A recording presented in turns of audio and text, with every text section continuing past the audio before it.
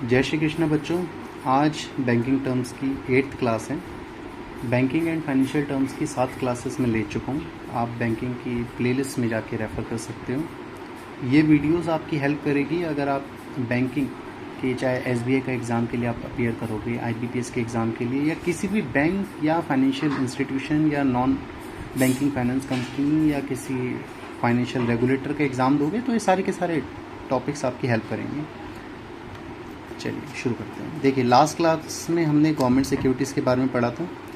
जो इस वीडियो को अभी फर्स्ट टाइम देख रहे हैं, मैं रिक्वेस्ट करूंगा कि इससे पहले वाली 7th जो पार्ट है हमारा, आप उसको एक बार रेफ़र करें, क्योंकि उसमें जीसैक होता क्या है मैंने बताया।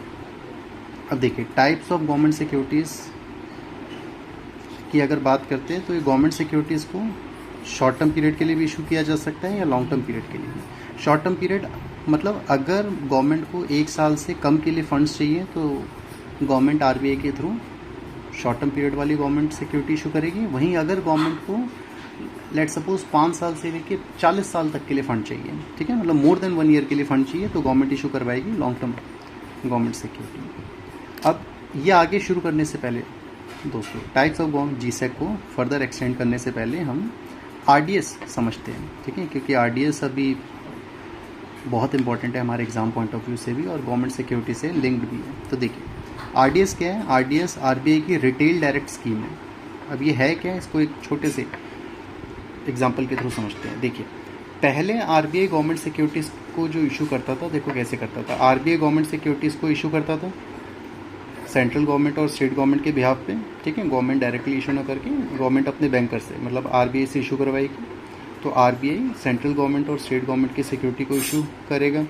देन बैंक्स और प्राइमरी डीलर्स या फिर अदर ई कुबेर मेंबर्स इसमें इन्वेस्ट करते थे। ई कुबेर मेंबर्स क्या होता है दोस्तों? तो गवर्नमेंट सिक्योरिटीज़ में जब भी बैंक्स को, प्राइमरी डीलर्स को, फाइनेंशियल इंस्टीट्यूशंस को, किसी को भी अगर गवर्नमेंट सिक्योरिटीज़ में इन्वेस्ट करना है तो उनको पहले आरबीआई के पास 2 अकाउंट खुलवाने होते हैं, एक सेविंग अकाउंट और एक एसजीएल अकाउंट, और ये सब करके वो ई कुबेर मेंबर बन जाते हैं।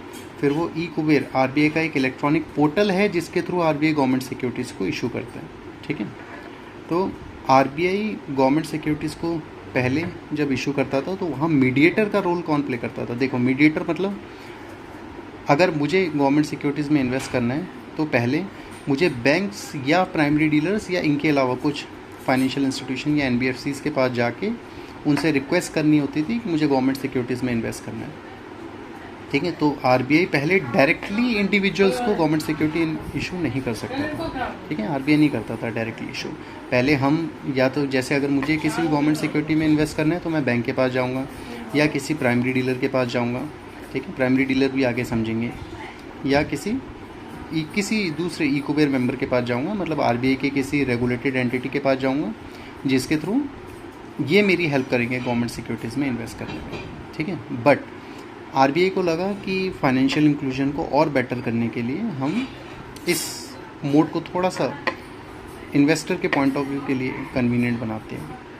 तो आरबीआई ने क्या किया? आरबीआई ने लॉन्च किया retail direct scheme. Retail direct scheme क्या है? एज द नेम सजेस्ट, अब आरबीआई ने एक अपना पोर्टल बना रखा है, एक वेबसाइट है जिसमें आप लोग जाके डायरेक्टली गवर्नमेंट सिक्योरिटीज़ में इन्वेस्टमेंट के लिए रिक्वेस्ट कर सकते हैं, ठीक है। तो रिटेल डायरेक्ट स्कीम क्या कहती है कि now RBI can issue government securities directly to the individual investors. देखिए, पहले क्या था, आरबीआई जब गवर्नमेंट सिक्योरिटी इशू करता था तो हमारे पास डायरेक्टली नहीं आती थी, ठीक है। हम कौन है? हमें बोला जाता है इंडिविजुअल्स।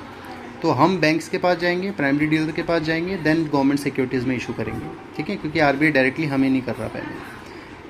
बट अब क्या है, अब क्योंकि आरबीआई ने रिटेल डायरेक्ट स्कीम लॉन्च कर दी, तो अब हम गवर्नमेंट सिक्योरिटीज़ में डायरेक्टली इन्वेस्ट कर सकते हैं यूजिंग रिटेल डायरेक्ट स्कीम, ठीक है। चलिए, अब कुछ टाइप्स ऑफ गवर्नमेंट सिक्योरिटीज समझ लेते हैं। देखिए, कुछ बेसिक टाइप्स बता रहा हूँ, like treasury bills, government of India dated security, state development loans.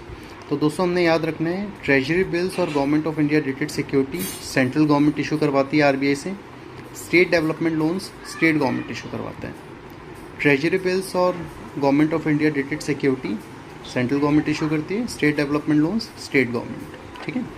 तो हमने याद रखना है कि treasury bills short term period के लिए इशू होते हैं, government of India dated security long term period के लिए, similarly state development loans long